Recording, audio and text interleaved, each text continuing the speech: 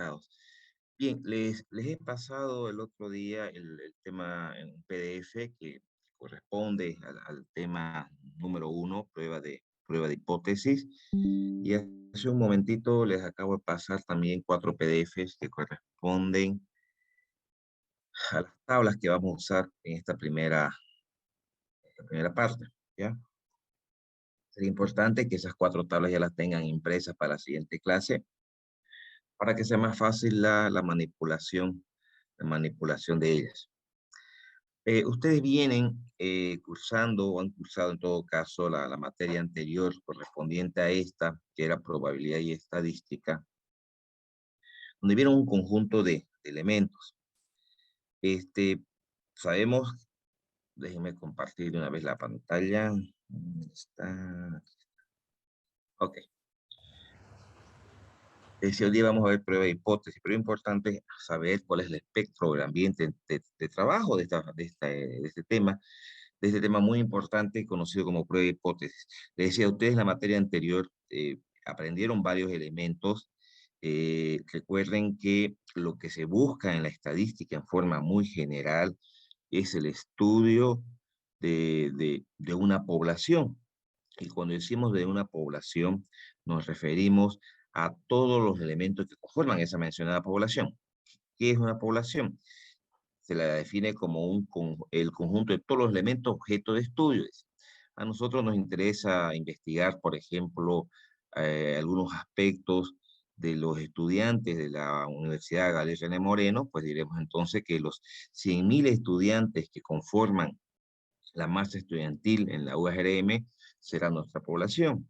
Si el estudio va dirigido hacia los docentes de la universidad, pues entonces los 2.000 docentes que conforman el plantel universitario será nuestra población.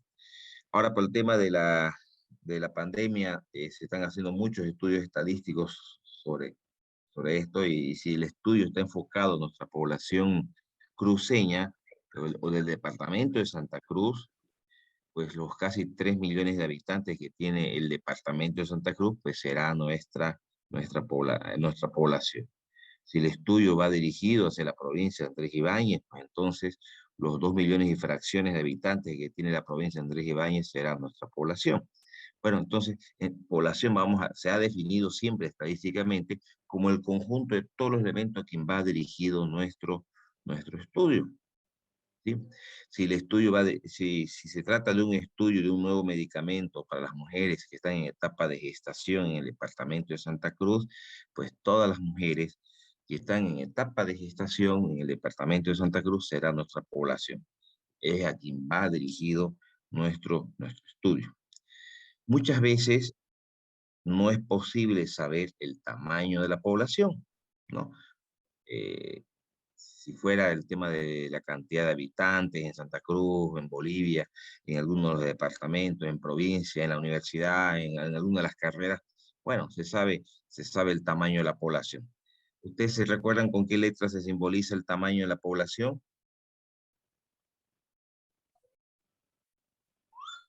¿Alguien se acuerda? N mayúscula. N mayúscula, muy bien, muy bien, el N mayúscula. Hay situaciones en las cuales no es posible saber el tamaño de la población. En ese momento les acabo de dar un ejemplo cuando les decía, si hay un nuevo medicamento para las personas o mujeres en etapa de gestación o personas que están con cáncer o alguna otra enfermedad donde no sabemos, no tenemos la información en este momento de cuántas personas conforman esa población objeto de estudio, ¿no? Cuántas mujeres están en estos momentos en etapa de gestación en el departamento. No hay un estudio, no hay una cantidad. Entonces hay situaciones en las cuales esa población, ese N mayúscula que estamos mencionando, no es posible determinar, ¿no? Y ahí, de ahí nace el concepto que ustedes manejan como poblaciones finitas, poblaciones infinitas, dependiendo si se conoce o no se conoce el tamaño de la población. De todas maneras, como esa población es muy grande, generalmente las poblaciones están conformadas por grandes cantidades de elementos, en algunos casos ni siquiera se sabe la cantidad de cuántos elementos son. El poder analizar o el poder tomar los datos de todos los elementos de la población es complejo, es complejo. Fíjense nomás dentro de la universidad, que son 100.000 estudiantes. Si yo les pidiera, a ver chicos, ¿cuál es el promedio de edad de todos los estudiantes de la Gabriel René Moreno? Habría que hacer 100.000 encuestitas. Estamos asumiendo que ese dato no lo tenemos en el CPD, ¿no? Porque obviamente no vamos al CPD, tenemos ahí la base de datos de las edades de los 100.000 estudiantes. Estamos asumiendo que no lo tenemos. ¿Y cómo procederíamos? Tendríamos que preguntar a los 100.000 estudiantes cuál es su edad, sumar las 100.000 edades y dividir entre 100.000 y tendríamos el promedio de edad de todos los estudiantes de la universidad. Pero imagínense, encuestar a 100.000 estudiantes, no terminamos nunca, ¿sí? Primero no lo vamos, peor en esta época de pandemia que no, ni siquiera están yendo todos a la universidad. Tendríamos que ir casa por casa, barrio por barrio, y nos tardaríamos tal vez semanas, días en poder levantar todos los datos. Imagínense la cantidad de recursos humanos que vamos a tener que utilizar, recursos económicos que vamos a tener que utilizar, porque las personas que vamos a enviar, que las que sepa el pasaje para la muestra, etcétera, las que vamos a mandar a encuestar, y el tiempo también que vamos a utilizar. Vamos a tardar varios días, varias semanas, y tal vez cuando ya queramos esa información ya está un poco desfasada, ya no es útil. Entonces, como no es posible trabajar con todos los elementos de la población, ¿qué hacemos? Hacemos levantamiento de datos a grupos más pequeños, más representativos. Y ese grupo más representativo es lo que llamamos nosotros una muestra. De toda esa población vamos a seleccionar unos cuantos elementos que se llama, que lo vamos a llamar, que es la muestra, donde las características de esa muestra es que debe ser representativa de la población. Es decir, que si en vez de esos 100.000 estudiantes, voy a seleccionar de la universidad solamente 300 estudiantes y le voy a sacar el promedio de edad a esos 300 estudiantes. Esos 300 estudiantes han sido seleccionados de la población total, conforman la muestra. La información que que se obtenga de esa muestra deberá reflejar el comportamiento como si se la estuviéramos aplicando a toda la población. Porque no tiene sentido hacer una encuesta a 300 personas, sacar un promedio, sigamos con el ejemplo del promedio de edad de los estudiantes de la Gabriel, no tiene sentido sacar un promedio de los estudiantes y que esté muy lejos del verdadero promedio. Entonces, esa es otra técnica es una rama de la estadística muy diferente, que no vamos a entrar a detallarla, simplemente comentarles lo siguiente. ¿A qué me refiero? ¿Cómo hacer, primero, si la población es de 100.000, cuántos serían los que deberían conformar la muestra, lo que llamamos las técnicas de muestreo? Una vez que hemos determinado cuántas encuestas o cuántas personas conforman esa muestra, viene la parte más difícil. ¿Cómo seleccionar quiénes de esas 100.000 personas deberían conformar la muestra? Y para eso existe una infinidad de estudios, de técnicas, a tal punto que lo que llamamos el muestreo es una carrera a nivel licenciatura. La licenciatura en muestreo se llama. Aquí en Bolivia, una universidad la abrió hace mucho tiempo, hace unos 15 años atrás, pero no tuvo mucho futuro, ¿no? Pero sí, a nivel internacional tenemos los licenciados en muestreo, que simplemente analizan ese contexto de cómo reducir la población a una muestra, de manera que la muestra sea representativa, cuántos elementos debe tener esa muestra, bueno, y todo un estudio completo que se hace sobre la técnica, ¿no?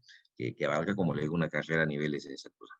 Pero bien, una vez que nosotros ya tenemos esa muestra, ya no estamos, fíjense que no estamos saltando esa parte, porque esa parte es bastante ampulosa, las técnicas que existen de cómo una población reduce la muestra con una credibilidad alta en cuanto a la representatividad que tienen estos elementos de la muestra para la...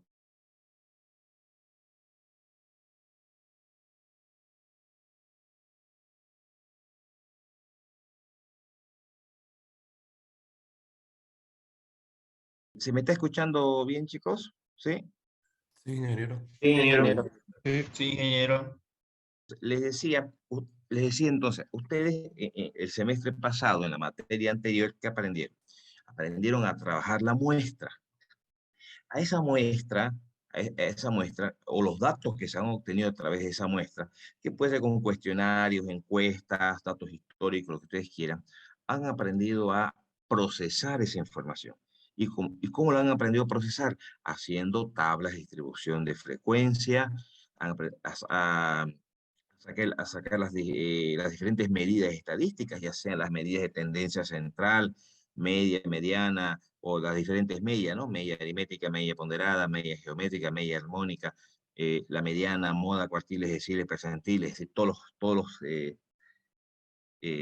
los cuantiles en forma general, las medidas de dispersión, como la desviación media absoluta, desviación estándar, coeficiente de variación, índice de dispersión respecto a la media, la desviación mediana absoluta, la desviación modal absoluta, etc. Todas las medidas de dispersión. Han visto también seguramente las medidas de concentración, como es la simetría y la kurtosis, y han entrado a ver los modelos probabilísticos. Fíjense, todo eso en función a una muestra, ¿sí? Y sacaron conclusiones y vieron las gráficas, las diferentes gráficas que se pueden realizar para los datos, yéndonos a la parte descriptiva únicamente, por lo pronto. Aprendieron a elaborar la ojiva, diagrama de frecuencia, la torta, pastel o gráfico de sectores, como se lo conoce. Bien, las diferentes gráficas para ese conjunto de datos que tenían ahí para la muestra. Y recordemos que, y el tamaño de la muestra, chicos, ¿con qué letra la simbolizamos?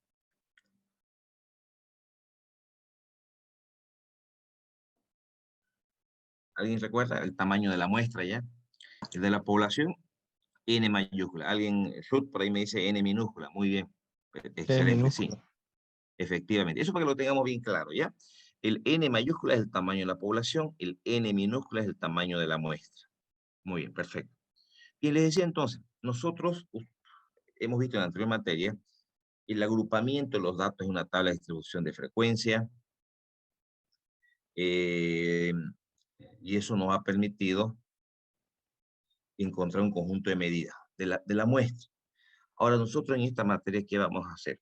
Con todos esos datos de la muestra, con todo ese proceso que ustedes han aprendido en la elaboración de las tablas de distribución de frecuencia, con todos esos datos que ustedes han aprendido en la elaboración de los gráficos y los distintos cálculos de las diferentes medidas estadísticas.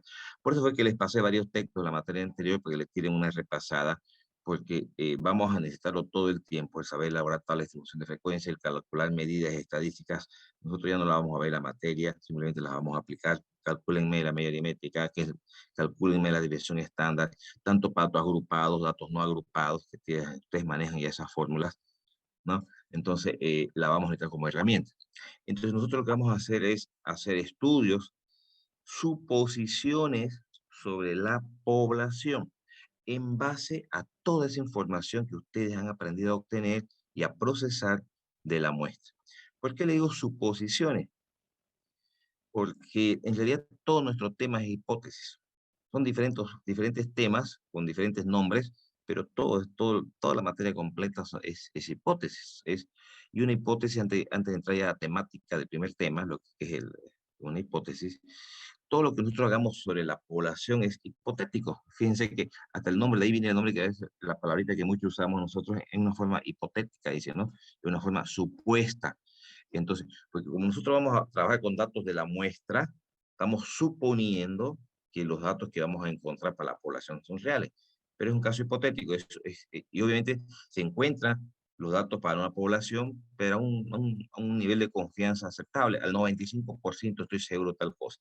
Para que ustedes me entiendan, a ver, cuando decimos mañana va a llover o no va a llover, los datos ese de Asana nos dicen mañana se pronostica lluvia al 95%. Nos está diciendo que hay un 95% de seguridad que va a llover. Entonces, ellos de forma hipotética se han planteado una hipótesis y han dicho, mañana hay lluvia al 95%. El 95%. Se podrán equivocar o no, y también tiene sus nombres, esos errores, vamos a ver más enseguida, pero ellos se plantean una hipótesis, porque no es nada seguro. Mientras no llegue ese día, no es nada seguro. Por eso es hipotético. Mientras no llegue ese día o el día siguiente y veamos que efectivamente llovió, bueno, ahí dejó de ser una hipótesis y ya se convirtió en algo verdadero. Pero mientras nosotros pronostiquemos algo, lleguemos a una conclusión de algo hacia el futuro, es hipotético. Por eso que decimos la prueba de hipótesis. ¿Alguna consulta, chicos? Bueno, no entramos muy directo, creo, a charlar sobre la materia y no hablamos sobre el... Deben estar ustedes interesados en cómo vamos a evaluar, me imagino. ¿Sí? Vamos a hacer de la siguiente manera, chicos. A ver, de la siguiente manera. Vamos a tomar dos exámenes, solamente dos exámenes, primero y un segundo, ¿ya? Y a los que le vaya mal y no, bueno, nuestras clases van a ser todas virtuales. Los exámenes, sí, chicos, van a ser presenciales. Presenciales y en base al texto, ¿ya? En base al texto. Este, de repente los mismos ejercicios que están en el texto, cambiándole algún dato, ¿no? Entonces, el semestre pasado, al menos con industrial, que siempre tenía, yo siempre los alababa mucho a los industriales, porque siempre, por lo menos dentro de mis materias que tenía de las estadísticas, la carrera que siempre mostraba un poquito de mayor desempeño académico, mayor interés, este, pero eso ha venido en bajón, sobre todo el semestre pasado, cuando le he tomado exámenes presenciales y la verdad que he tenido que bajar mucho el nivel académico de las preguntas y todo para que realmente se llegue a un nivel aceptable de aprobación, cuando el examen era copy-paste de las mismas diapositivas que les daba el mismo ejercicio con el mismo enunciado sin cambiarle un solo dato, solo que ya en forma presencial. La mitad de los exámenes en blanco, así, solamente el nombre colocaban. Entonces, escucha, la verdad que es un poco, bueno, para mí es un poco frustrante, ¿no? Porque uno, bueno, uno intenta, bien o mal, no sabemos, eso lo evaluarán ustedes, tratar de transmitir lo que se puede en la materia y pues mientras yo soy de las personas que pienso, tal vez a diferencia de otros colegas, que mientras mejores exámenes vean, más bien para mí en lo personal, es un sinónimo de que, bueno, estoy haciendo por lo menos algo bien las cosas, ¿no? Pero el hecho de que me aparezcan exámenes, totalmente exámenes en blanco, para mí es también un poquito decepcionante, pues no me estoy haciendo entender, y frustrante para por lo menos para los que nos gusta estar enseñando, ¿ya?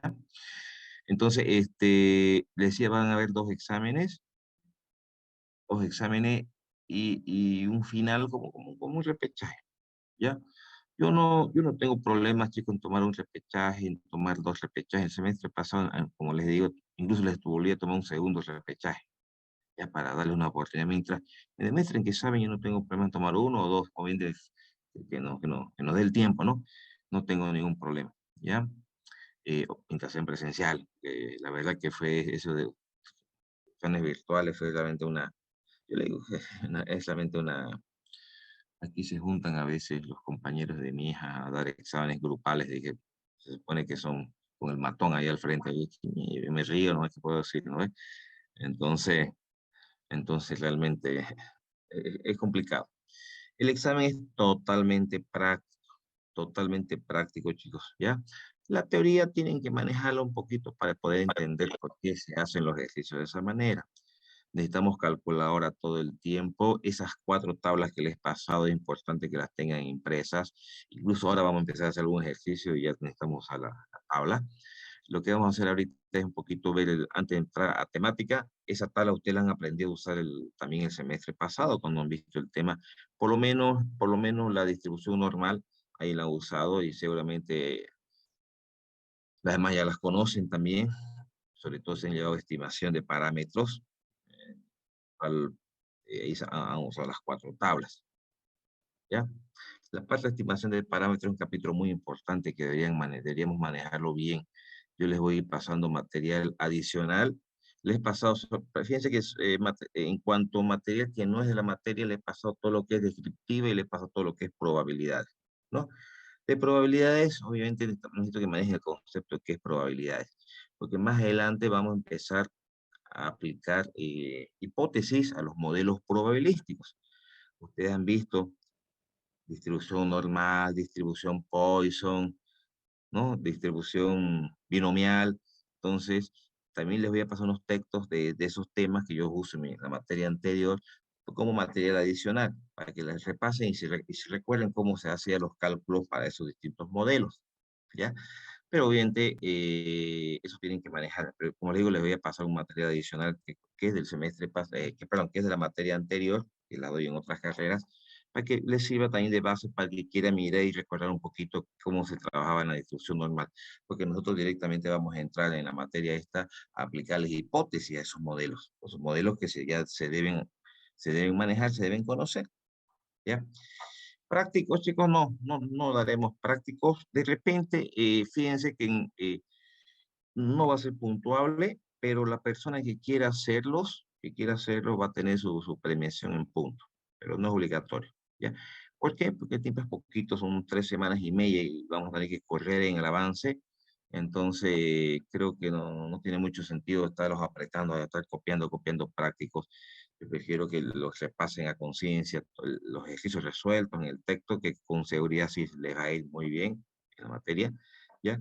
Entonces, pero la persona que quiera hacer el trabajo de ponerse a resolver los prácticos, tengan la seguridad que va a ser premiado también. Y van a ser tal vez bien premiados, ¿no? En la Ahora, lo que sí voy a aprovechar, chicos, y voy a hacer lo posible. Es difícil pasar esta clase con ustedes teniendo, por ejemplo, usando el software, el SPSS. Yo voy a empezar a grabar clases, y yo creo que este fin de semana voy a empezar. Les voy a pasar videos grabados del manejo del software, ¿ya?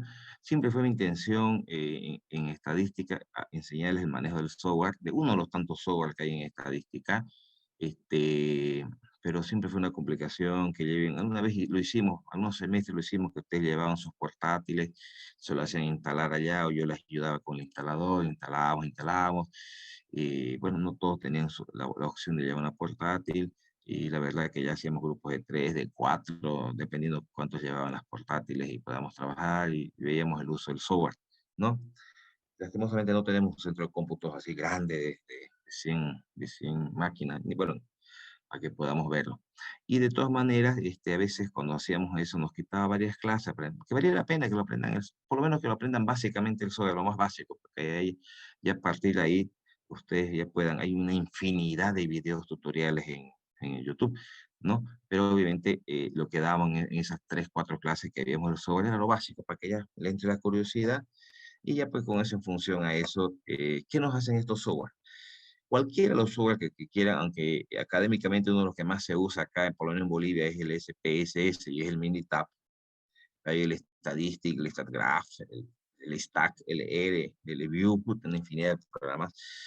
Primero que nos procesa toda la información estadística, nos elabora las tablas de distribución de frecuencia, nos calcula todas las medidas estadísticas, las gráficas, nos resuelve hipótesis también. Lo que nosotros vamos a hacer en clase, este programa nos los resuelve también, nos los plantea y nos facilita pues muchísimo el trabajo del software. Entonces, pero obviamente para ser un experto en ese manejo del software, primero que hay que manejar, hay que dominar a la materia, pues, ¿no? Y segundo, para poder dominar esos software, se necesita nomás su tiempito, como aprender un programa como el Excel, cosas así, sus 2, 3 meses, obviamente para poderlo conocer a profundidad.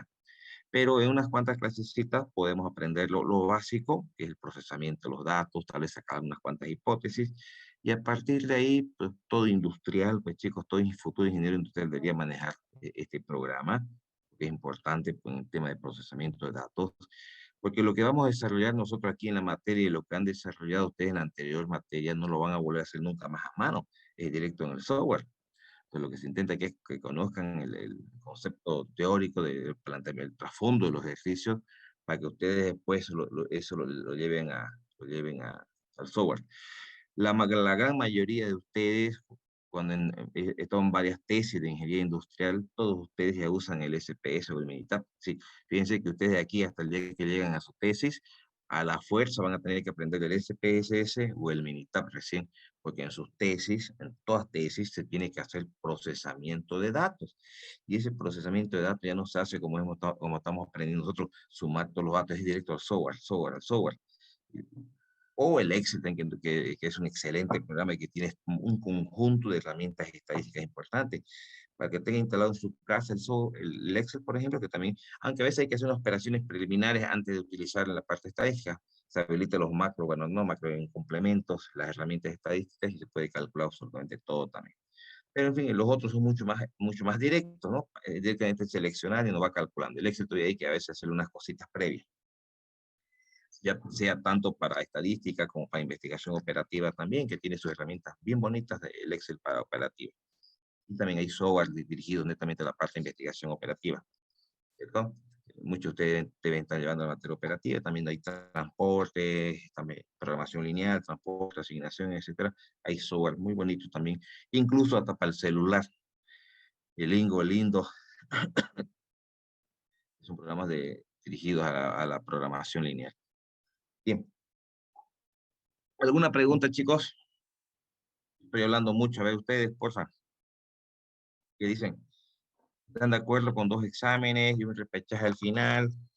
Si vemos que con ese repechaje faltó un poquito, les vuelvo a tomar otro, no tengo ningún problema. ¿Sí? Mientras ustedes muestren interés en tener una oportunidad más, yo no me hago ningún problema. A Todo ver, claro, ingeniero. Por Todo mí claro. está perfecto, ingeniero. Ingeniero. ¿sí? Bien, voy a compartir la pantalla por favor, vamos a aprovechar antes de entrar al tema, cómo se maneja esa tabla. Yo sé que ustedes ya la deben saber, pero solamente muchos ya se han olvidado también cómo se utiliza la tabla. Déjenme compartir. Ah, Tengo que abrirla. Tengo que abrirlo, entonces. Vamos, voy a compartir. Quitar clases. Clases, estadística, matemática. Ya, ok. Empezaremos con la tabla de distribución normal. Ya. Es muy sencillito, ¿sí? Ni siquiera tienen necesidad de estar anotando nada. Fíjense, esta es la tabla de distribución normal. Ustedes la usaron en su momento para ese modelo probabilístico. A esta tabla en la parte interna, son 2 tablas. En la parte interna de aquí, ¿verdad? ¿Qué son estos valores que hay en esta tabla? La distribución normal es esa campana de Gauss, la curva de Gauss que le dicen, ¿no ves? Han visto seguramente la curva de Gauss cuando han visto la distribución normal. Y que es la curva que se aplica, que ustedes como industrial la utilizan muchísimo, en el sentido de que todo proyecto, toda vida humana, todo el proyecto, toda la vida de un proyecto o de un proceso siempre se ajusta a una curva de Gauss, una curva normal. Nacimiento, crecimiento, madurez, desarrollo, bueno, declinamiento y muerte. Por eso es la curva de Gauss como un sombrerito, ¿no? Bien, entonces, fíjense que debajo de esa curva de Gauss hay un área, ¿cierto? Poniendo la horizontal y la curva, esa curva genera un área que está por debajo de esa curva normal. Para poder determinar el área debajo de una curva, se utiliza integrales. Entonces ya alguien ya se dio y bueno, y a esa curva se le puede ir haciendo cortes. Se va calculando las integrales definidas o las áreas definidas debajo de la curva, de tal punto a tal punto, se va calculando el área. ¿Ves? Ya alguien se dio ese trabajo y calculó todas las integrales debajo de esa curva, pero las expresó en un formato porcentual, como no se tiene el tamaño, entonces, de manera que hasta la mitad de la curva hay el 50%, o 0,5 si quieren ustedes en fracciones. Si tomamos en cuenta toda la curva, toda el área que está debajo de la curva normal, sería el 100% o 1 en fracciones.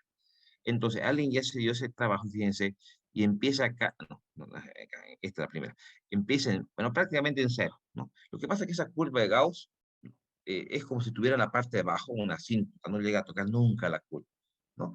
Entonces, pero ya se pega tanto que generalmente se trabaja desde el -4 hasta el 4, desde el -4 hasta el 4, donde ya prácticamente ya ahí es 0 a la izquierda, fíjense, 0,00003.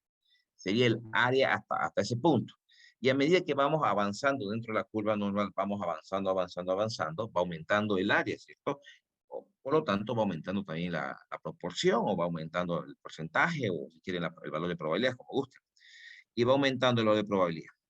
De manera que cuando llega, fíjense, empezamos en -4, y cuando llegamos al 0, que sería la parte central de la curva, ya tenemos acumulado el 50%. Claro, la mitad de la curva, ¿no?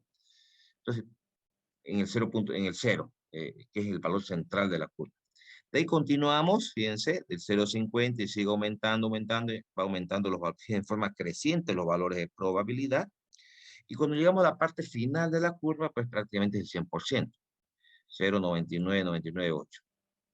¿Sí? Muy bien, esos son los valores de probabilidad que hay debajo de la curva. ¿Cómo entramos a esta tabla? A esta tabla entramos con el valor de un parámetro, el parámetro Z, se deben recordar ustedes, solo que para efectos de cálculo en la tabla, ese valor de Z lo necesitamos con un entero y dos decimales, ¿ya? Entonces, va a haber ciertas fórmulas que vamos a verlas nosotros a medida que vamos desarrollando la temática. Por ejemplo, déjenme escribir acá. A ver, vamos a suponer que el Z nos dio 2,43. Siempre redondeemos el Z, por favor. Este es el Z. ¿Cómo calculamos el Z? Eso ya lo vamos a ver cuando entremos en materia. Este lo que queremos ver es el uso de la tabla, ¿sí? 2,43 es nuestro Z. Entonces, con ese valor Z, nosotros necesitamos conocer nuestro valor de probabilidad en la tabla de distribución normal. Le decía que para poder entrar a esta tabla necesitamos un entero, un valor entero y dos decimales. Cuando ustedes hagan el cálculo de Z, le sale 3, 4 decimales, redondeen siempre al segundo decimal. El entero y el primer decimal, escúchenme para que se vayan acordando, el entero y el primer decimal, ¿dónde lo vemos? En la vertical, ¿no? Fíjense, en esta vertical de acá, ahí nos fijamos el entero y el primer decimal. Y en la horizontal, vemos el segundo decimal. ¿Me dejé entender, chicos? ¿Sí? En la vertical, el entero y el primer decimal, y en la horizontal, el segundo decimal. Entonces, en nuestro caso, queríamos 2,43. Entonces, busquemos el 2,4. Busquemos el 2,4. 0,0, 2,2, aquí está. Vamos a esto. 2,4, ¿dónde está? Aquí. No, cuando era 2,43 está ahí. 2,4. El entero y el primer decimal. Me dejo entender, va a ser un poquito más grande esto, chicos. Ahí. 2,4. Y el segundo decimal, ¿cuánto era? 3. Entonces nos vamos a la horizontal. 1, 2, 3. Aquí está. 3. Muy bien. Entonces 2,4, el entero y el primer decimal. Y 3, que es nuestro segundo decimal. Entonces la intercepción nos da el valor de probabilidad. Esto puedo ir marcando. No me da aquí. Vamos a ver para atrás. Es que estoy haciendo tonterías. Ahí. Ok. Está buscando. Este era. Y ya. 2,4. Eso lo vamos a marcar así para que nos guiemos, ¿ya? Sobre esta línea. Fíjense, el 2,4 y 3 era el segundo decimal. Vamos bajando. ¿Están de acuerdo que sería el 0,99245? Sí, ingeniero. Es 0,99245. Ese sería nuestro valor Z. Entonces, fíjense que en esta columna, el entero y el primer decimal, muy bien, y en la horizontal, el segundo decimal. De esa manera se calculaba, recuerden, el valor de probabilidad. Entonces, el valor de probabilidad que nosotros requerimos para un Z de 2,43 será 0,99245. ¿Se acuerdan, no, del uso de esta tabla? Sí. Ya, perfecto, muy bien. Ahora sí, vamos entrando a temática. Hoy día pasaremos un rato nomás, porque necesito que las tengan impresas las tablas. Chicos, es importante que las tengan impresas esas tablas. Las otras son también sencillas, pero la primera que vamos a usar nosotros es esta, la distribución normal. Bien, volvamos a nuestro tema.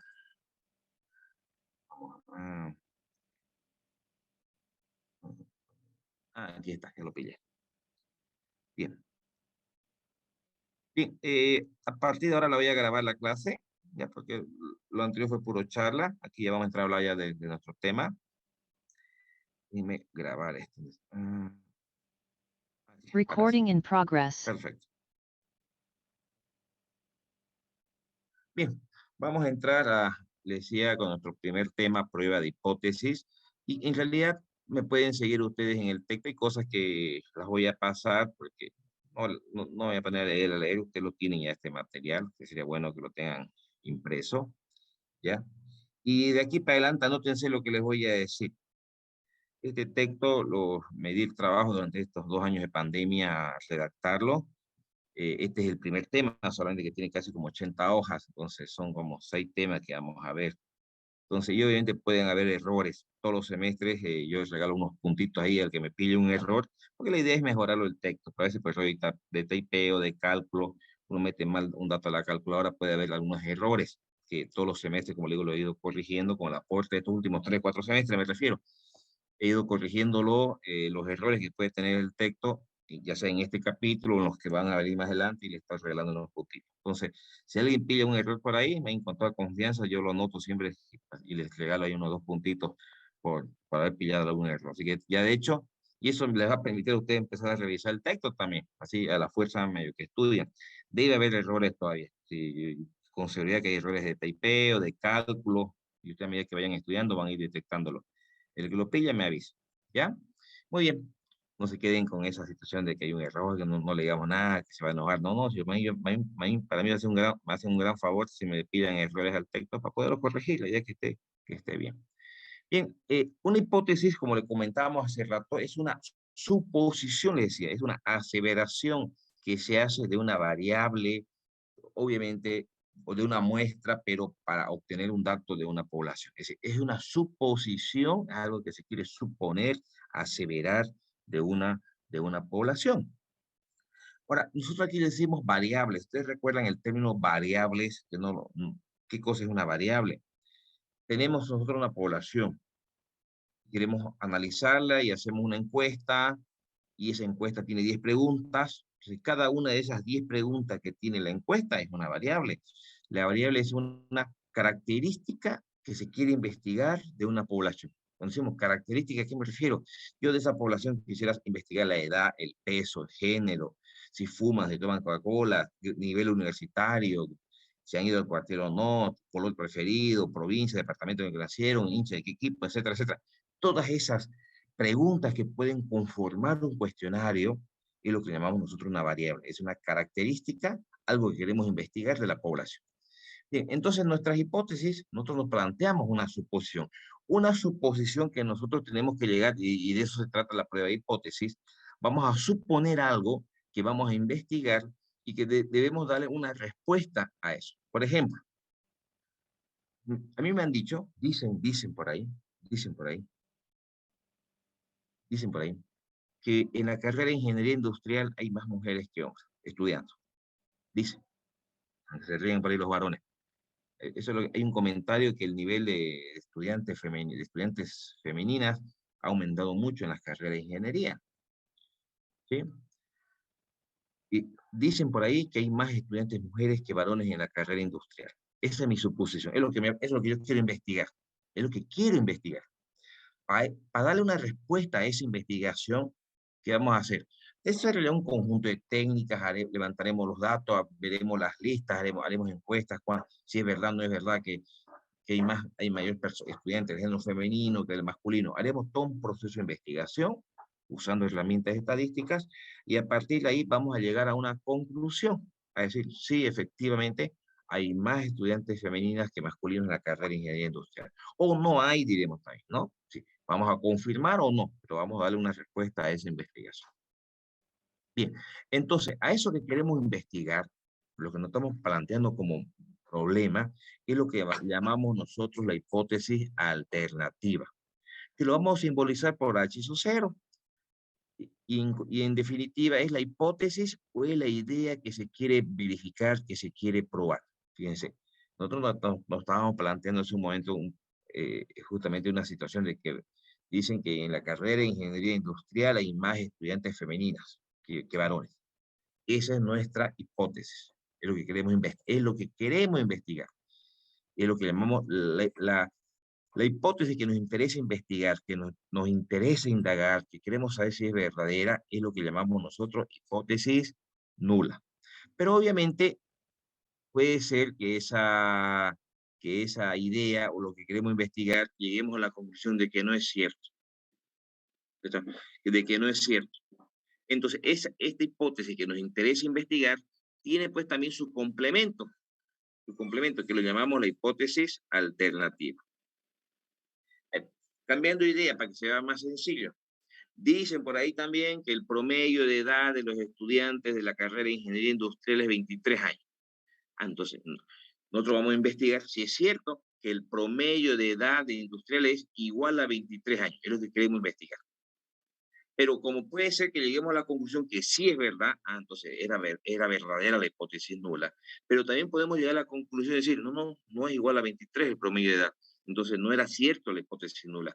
Y si no era cierto la hipótesis nula, ¿qué cosa era lo cierto? El complemento, es lo que llamamos nosotros la hipótesis alternativa. ¿Sí? Entonces lo que nos interesa a nosotros es investigar y dar una respuesta a la hipótesis nula. Pero esa hipótesis nula tiene un complemento. Yo le decía, en el caso industrial, el promedio de edad igual a 23 años. Eso es lo que me interesa. Pero tiene un complemento y lo llamamos hipótesis alternativa. Sería su complemento, que el promedio de edad no es igual a 23 años.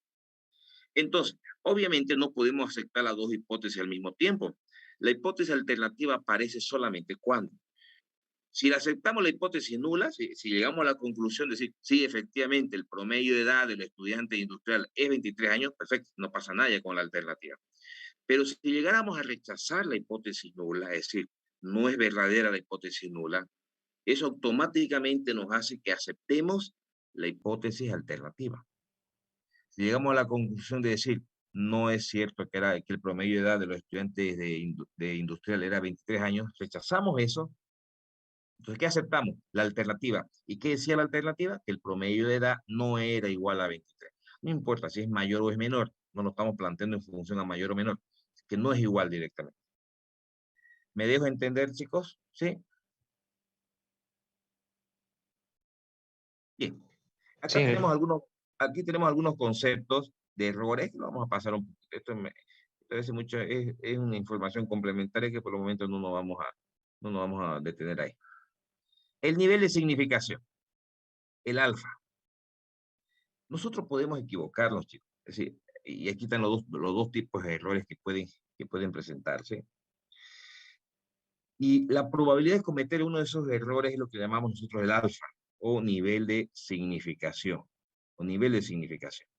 Ese nivel de significación, o esa probabilidad de estar equivocándonos, se lo expresa gráficamente, nos trae la gráfica acá. Ahora esto vamos a entrar enseguida a ver la gráfica. Se lo expresa como la zona de rechazo. Ahora, pero antes de ver el alfa, definamos lo que es el 1 menos alfa, que es lo que llamamos la región de aceptación o el nivel de confianza, también se le dice. Déjenme pintar un poquito esto, por favor. El nivel de confianza o lo que llamamos región de aceptación, ¿a qué se refiere? Se refiere a la probabilidad que existe de que la decisión a la cual estemos llegando es la correcta. Todas las pruebas de hipótesis, nosotros vamos a trabajar con un determinado nivel de confianza. Es imposible trabajar al 100% de seguridad. Es decir, que yo le diga, saben chicos, mañana va a llover. ¿Qué seguridad tiene usted? 100%. No se puede nunca llegar a una afirmación de algo en el futuro al 100%. Siempre hay una posibilidad de que no ocurra. Entonces es imposible manejar el 100%. Pero sí lo que se busca es trabajar con un nivel de confianza bastante alto, bastante alto, bastante alto. ¿No? Es como si ustedes me preguntaran, dice, Inge, mañana va a haber clase. Yo digo, súper seguro que mañana hay clase, al 100%. Ya puede haber una caída del internet, algo, y no hubo clase. Entonces, no podemos. Pero sí, yo le puedo decir, sí, un 95% sería que hay clase mañana. ¿No es? Entonces, nuestras hipótesis las planteamos siempre en función a un nivel de seguridad. Ese nivel de seguridad, ese nivel de confianza es lo que nosotros llamamos 1 menos alfa. 1 menos alfa. Es el nivel de seguridad. Y lo que queda, porque para llegar al 100%, 1 menos alfa, le está faltando el alfa, ¿no? Para llegar al 1. Entonces, ese alfa es lo que acá arribita decíamos, que lo conocemos como nivel de significación, es la probabilidad de estar equivocándonos. El 1 menos alfa, que es el nivel de aceptación, el nivel de confianza, es la probabilidad de que se concrete o sea cierta la hipótesis, y el resto, que sería el alfa solamente, es la probabilidad de equivocarse. Entonces, las hipótesis pueden plantearse de tres maneras, pueden generar tres tipos de gráficos. Esta es la primera. Y otra cosa importante, las hipótesis siempre se las plantea en función a un parámetro, siempre en función a un parámetro. Yo les pregunto, chicos, ¿la media aritmética es un parámetro o es un estadístico? ¿Qué dicen?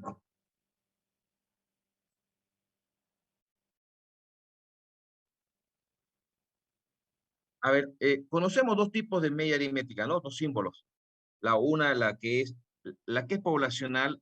¿Cómo lo simbolizamos la media aritmética poblacional, chicos? ¿Se recuerdan? ¿Cómo es el símbolo de la media aritmética poblacional? Es una 1. Sí, una U. Y la media aritmética muestral es una X con su rayita arriba, con Una un X. sombrerito. Exacto, Sí. esa es la media. Sí. ¿Cuál es la diferencia entre la una y la otra? Porque la fórmula es la misma. La fórmula es la misma. La suma en datos no agrupados es la misma. Incluso en datos agrupados es la misma. La sumatoria de todos los datos sobre el número total de datos. Sobre el número total de datos. ¿No ves? La diferencia es que la U, la que llamamos U, ¿sí? Que es media aritmética también, es de la población. Es decir, es para toda la población completa. Si fuera para el estudiante industrial, digamos, promedio de edad de los estudiantes industrial, tendríamos que poner la U, los 2000 y tantos estudiantes industriales. Pero si hacemos una encuesta a 300 estudiantes, sacamos el promedio, es el promedio de una muestra. Entonces usamos la X. Es una muestra. Es una cuestión de simbología nomás. Aquí llamamos de la misma manera, podemos encontrar la mediana, la moda, cuartiles, deciles, desviación, etcétera, para una población, como lo podemos encontrar para una muestra. Entonces, cuando se calculan medidas estadísticas para una población, en este caso dentro de ellas la media aritmética, se los conoce como parámetros. ¿Qué son los parámetros? Son todas las medidas estadísticas que ustedes conocen, pero calculadas para una población. ¿Y qué son estadísticos? Las mismas, todas medidas estadísticas que ustedes conocen, pero calculadas para una muestra. Entonces, cuando yo digo para un parámetro, la media aritmética es parámetro o estadístico, pues es ambas cosas. Si lo calculamos para la población es parámetro, pero si lo calculamos para una muestra es estadístico. Entonces, cuando se les dice que las pruebas de hipótesis solamente se calculan a parámetros, significa que solamente que todas las medidas estadísticas que vamos a suponer a juicio o a hipótesis deben estar enfocadas. Bien, entonces, aquí nos planteamos el H sub 0, recuerden que era la hipótesis nula, y el H sub 1 que es la alternativa. La que manda, o a la cual debemos darle nosotros una respuesta, es la hipótesis nula, el H sub 0. Entonces, a nosotros nos puede interesar como hipótesis nula, vamos a suponer que este símbolo que se ha colocado ese símbolo indicando que ahí es un parámetro, porque podría ser media aritmética, porcentaje, desviación o cualquier medida. Vamos a suponer que este parámetro, que pudiera ser la media aritmética, nos interesa indagar si es cierto que es mayor o igual a un determinado valor. Bueno, ¿y cuál será su complemento? La hipótesis alternativa, que es menor a ese determinado valor, su complemento. Nosotros nos planteamos todo el desarrollo completo, vamos a darle una respuesta a H sub 0. Si llegamos a la conclusión de que H sub 0 se rechaza, de que no es verdad, entonces en ese caso recién aceptamos la alternativa. Entonces, esta es la gráfica que se debe utilizar para cualquier hipótesis que esté planteada de esta manera, donde la hipótesis nula sea mayor o igual y la hipótesis alternativa sea menor. Esta es la gráfica que debemos utilizar, donde el 1 menos alfa, que es la región de aceptación, la región de confianza, y donde el alfa, que es la región de rechazo, esa región de rechazo va a estar siempre al lado izquierdo cuando nuestras hipótesis las planteemos de esta manera. Repito, cuando la hipótesis nula sea mayor o igual. Pero puede ser que nuestras hipótesis que nos planteemos, en este caso la hipótesis nula, lo que nos interese es verificar si ese parámetro es menor o igual a un determinado valor. Bueno, su complemento ya será el mayor. Pero nos interesa verificar como hipótesis nula que ese parámetro toma un valor menor o igual a un determinado valor. Bueno, en ese caso, fíjense cómo cambia la gráfica. Esta es la gráfica que debemos utilizar cuando nuestras hipótesis la planteemos de esta manera, donde la zona de rechazo, es decir, el alfa, lo tendremos al lado derecho. Ahora, puede ser que nos planteemos hipótesis para la igualdad, como hipótesis nula, que el parámetro es igual a un determinado valor. ¿Cuál sería su complemento? Que ese parámetro no es igual a ese valor, como hipótesis alternativa. Entonces, cuando nos planteemos de esta manera nuestras hipótesis para una igualdad, esta es la gráfica que vamos a utilizar. Sigue el 1 menos alfa, el nivel de confianza del centro.